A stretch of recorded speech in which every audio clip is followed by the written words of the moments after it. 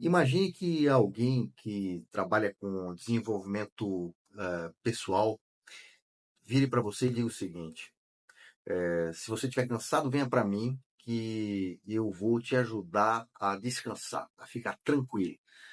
Aprenda comigo que você vai ter paz. Você aprenda comigo porque eu sou bom e eu sou humilde.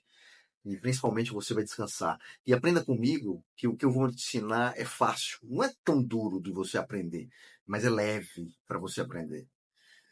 Se você escutasse uma proposta dessa, de alguém oferecendo, alguém falando para você que te prometia isso, primeiro provavelmente viria o pensamento: poxa, muito bom, né? Eu invisto em desenvolvimento pessoal. Eu conheço várias pessoas que investem em desenvolvimento pessoal, em autoconhecimento, e essas pessoas elas terminam insatisfeitas com algum buraco no coração ainda, se sentindo cansadas pela quantidade de coisas que tem que fazer no dia a dia, né? Então, uma proposta dessa é uma proposta muito boa, tá? A segunda coisa que viria na minha cabeça era, provavelmente iria vir na sua também, qual é a credibilidade dessa pessoa? Será que essa pessoa vai cumprir isso que ela está falando? Será que isso aí é sério? Ou isso é só mais uma conversa? Tá? Pois eu te falo o seguinte: sabe quem falou isso? Na Bíblia tem falando que é Jesus. Jesus diz o seguinte, ó, em Mateus 11, 29, na verdade é 28, 11, 28, 29 e 30. Ele diz o seguinte: venham a mim todos que estão cansados de carregar suas pesadas cargas, eu vou dar para vocês descanso. Sejam meus seguidores e aprendam comigo, porque eu sou bondoso, tenho um coração humilde e vocês encontrarão descanso. Tá? Os deveres que eu exijo de vocês são fáceis e a carga que eu proponho é leve. Quer dizer, se você está cansado, vem que eu vou fazer você descansar, ficar mais tranquilo. Tá? Aprenda comigo, porque eu sou bondoso, tenho um coração bom e sou humilde, e eu vou te oferecer descanso. E a técnica que eu vou oferecer, a maneira que eu vou fazer você ter descanso é leve, não é pesada, tá?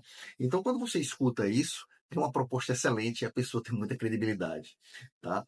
É, o que aconteceu comigo numa época dessa até hoje? Eu comecei a perceber que quando eu estava estudando sobre bem-estar, comecei a estudar muito sobre psicologia positiva, como a pessoa atingir o bem-estar. Todos os estudos sérios que falavam sobre bem-estar, as recomendações que eles davam, assim, se você fizer isso, você vai melhorar. Se você fizer aquilo, você vai melhorar. Todas essas recomendações sérias dos estudos de universidades americanas, né, eram recomendações que estavam na Bíblia. Então, eu disse, poxa, todas as recomendações são recomendações que estão na Bíblia. Então, eu resolvi estudar a Bíblia mais a fundo. Então, eu entrei no curso de teologia, né, numa graduação de teologia. E tudo se conectou.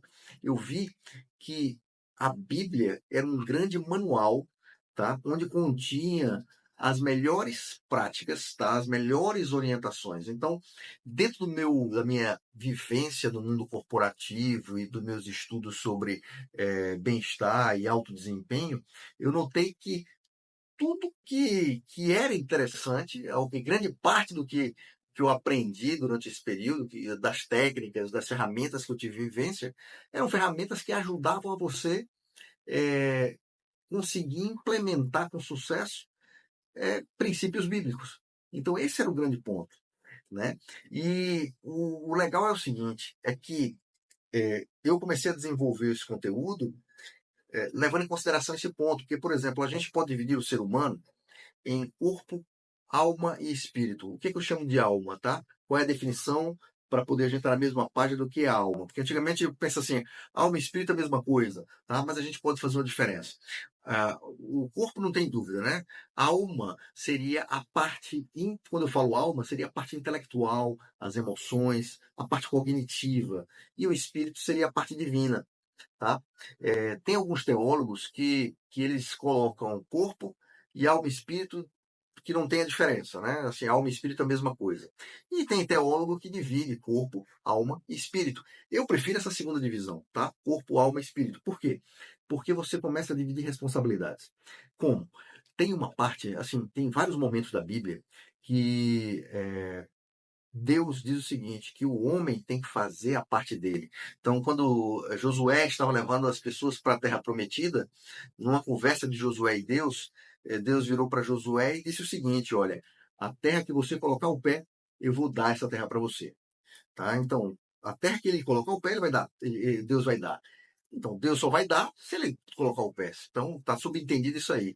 Faça a sua parte natural, a parte que você consegue fazer, e a parte sobrenatural, a parte espiritual, Deus vai fazer. Tá? Então, assim, quando a gente divide em corpo, alma e espírito, a alma é a parte intelectual, é a parte que a gente tem, que a gente pode aprender técnicas, ferramentas, tá certo? A gente pode se responsabilizar para fazer a nossa parte e correr em cima dessa parte.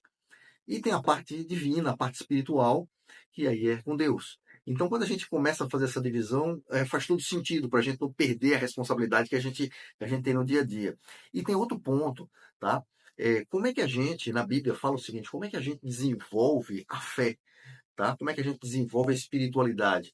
É tendo contato com a palavra de Deus. Na Bíblia fala quando você escuta a palavra de Deus, porque na época era difícil a questão de leitura da palavra de Deus, que a questão de livro, estudinho, não era tão fácil quanto hoje em dia, né? Então, o ponto era, quanto maior o contato que você está tendo com a palavra de Deus, no caso da gente lendo, maior é o aumento da espiritualidade, tá? Então a gente começa a ver isso aqui. Eu faço a minha parte usando técnicas e ferramentas que estão disponíveis no mercado, tá? E o que que eu tenho feito, tá? É, toda vez que eu seleciono alguma coisa de bom, eu seleciono alguma coisa de bom que está em linha com a palavra de Deus. Então, por exemplo, eu acabei de ler a palavra de Deus para você. Então, de acordo com a palavra de Deus, quanto mais você tem contato com a palavra de Deus, mais a sua espiritualidade, mais a sua fé se desenvolve.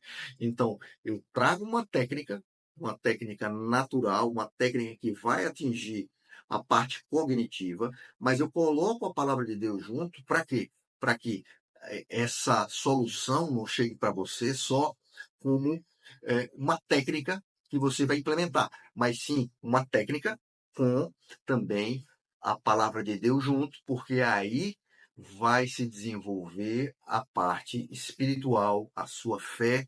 Então a gente, usando dessa forma, a gente vai atuar não só na parte intelectual, emocional, mas também usando a palavra de Deus, conforme na própria Bíblia fala, a gente vai desenvolver a espiritualidade.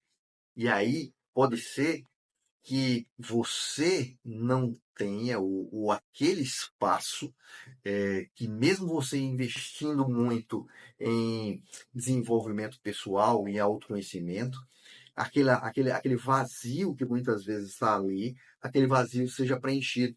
Porque aquele vazio é um vazio que a parte intelectual ele não vai ser preenchido, não vai conseguir preencher com a parte só intelectual. Muitas vezes aquele vazio é um vazio espiritual, é um vazio do tamanho de Deus, que Deus pode ali preencher e tornar a tua vida uma vida melhor, uma vida abundante. E quando eu falo de abundante, eu não estou falando de grana.